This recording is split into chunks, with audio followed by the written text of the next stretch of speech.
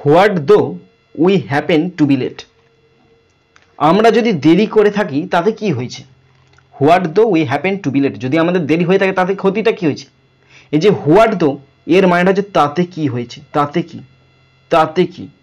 উইটা subject, happen to B এটা verb ফ্রেজে আছে, আর লেটটা adjective এখানে অবজেক্টিভ হিসেবে কাজ করছে, কমপ্লিমেন্ট হিসেবে কাজ করছে।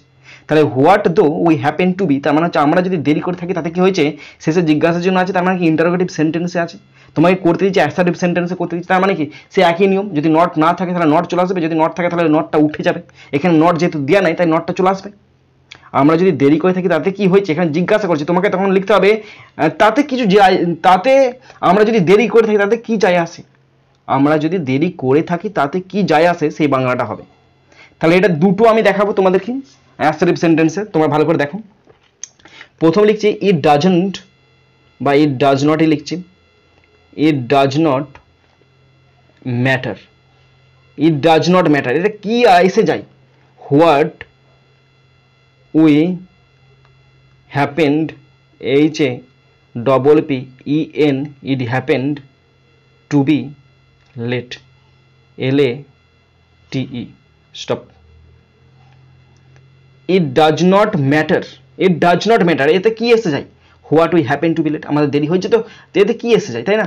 এই একটা এখানে এখন নট আছে কিন্তু কোশ্চেনটাতে নট ছিল না, এই একটা অ্যাসার্টিভ সেন্টেন্স হলো। আর একটা দেখাচ্ছি তোমাদেরকে, even though, even E V E N, even though, THOUGH, even though we happened, এই যে PPENED, even though we happened to be late, we happened to be late, it doesn't matter, it was not a problem, PROBLEM, stop.